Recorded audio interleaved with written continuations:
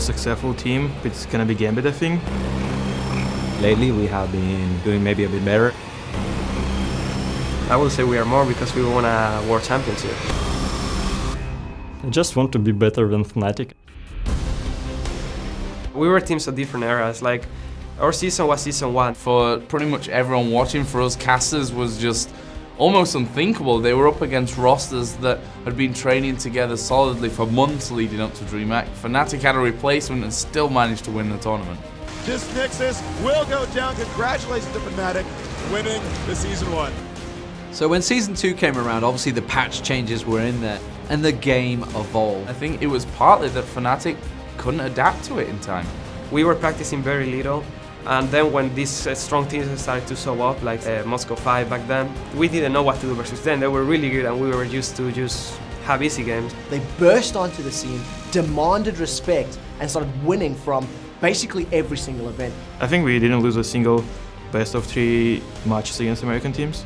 We were playing good even against Korean teams.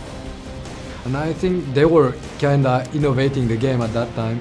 I would actually say that Moscow 5 changed the meta, and they gave a whole new view on what you can actually do in this game. That was because we were new to the scene and we were not affected by the meta. We were like full of ambitions and we really wanted to win everyone and everything. So Moscow 5 going into the World Championships were probably the favourites for the tournament. I expected Moscow 5 to be in the final. Even though they got 3rd or 4th at Worlds Season 2, I think they would have performed much better if they had practiced harder.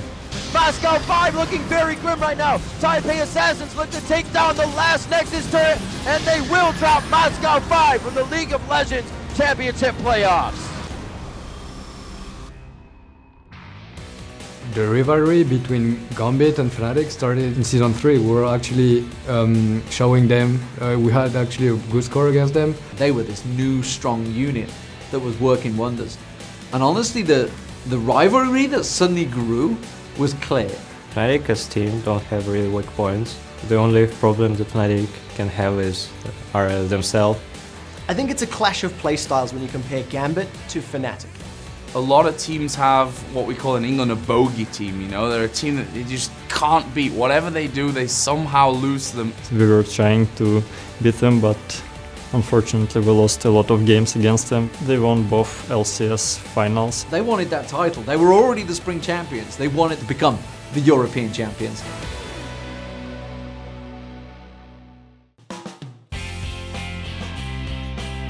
I think there's a certain kind of rivalry between us and Gambit. It's still hard to understand their playstyle because it's changing. I think that they stepped up their game and they're playing really good at the moment. There's a lot of arguments between the two teams of who is the most successful. It's pretty much impossible because you can argue for both things. If we are talking about results, it's of course Gambit. Gambit, yes, but I think that Fnatic overall have been the European team in League of Legends. But you can bet, come the end of the spring split, it will be Fnatic versus Gambit.